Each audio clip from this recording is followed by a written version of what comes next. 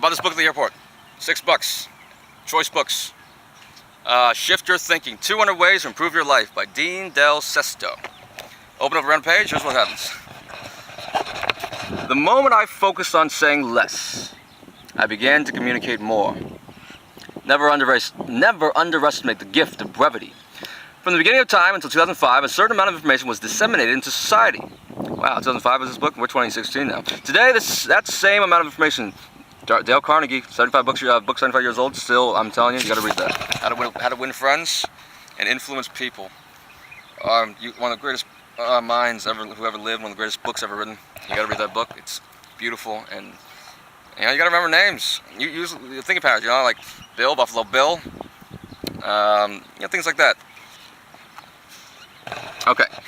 A man that hath friends must show himself friendly. At the beginning of time, 2005, a certain amount of information was disseminated in society. Today, that same amount is delivered into society every 48 hours.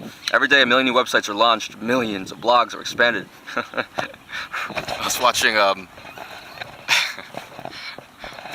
was on the plane. It was Jim Gaffigan, and he was in some hipster coffee shop. Someone said that, who's the food blogger here? Who's the blogger here? Everybody raised their hands.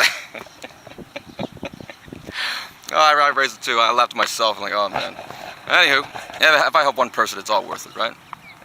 And it's for myself anyway. This is my own therapy. When you help others, you help yourself. The two men freezing, selfish. They say, oh, I want to live. Get him.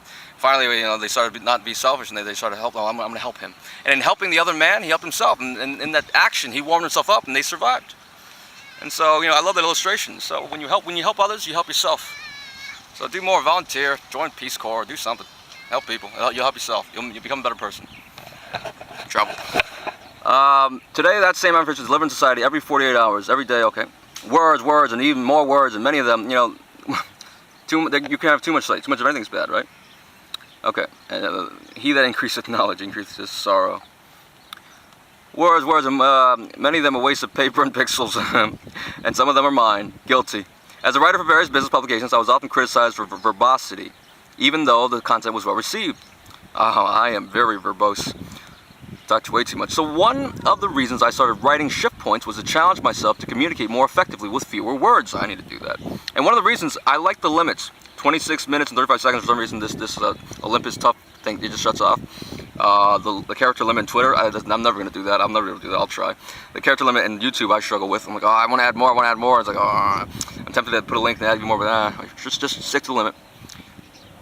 Look at the brevity of the Bible and stuff. And one of the reasons I named my branding agency Brevity, I don't want to know what it is, was to provide concise branding and positioning to my clients so they could break through the clutter of marketing.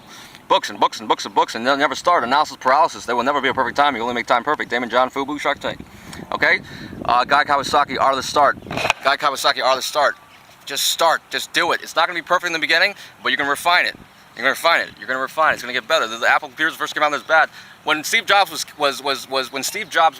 fired, and then he created Next Computer. The Next Computer completely flopped and failed.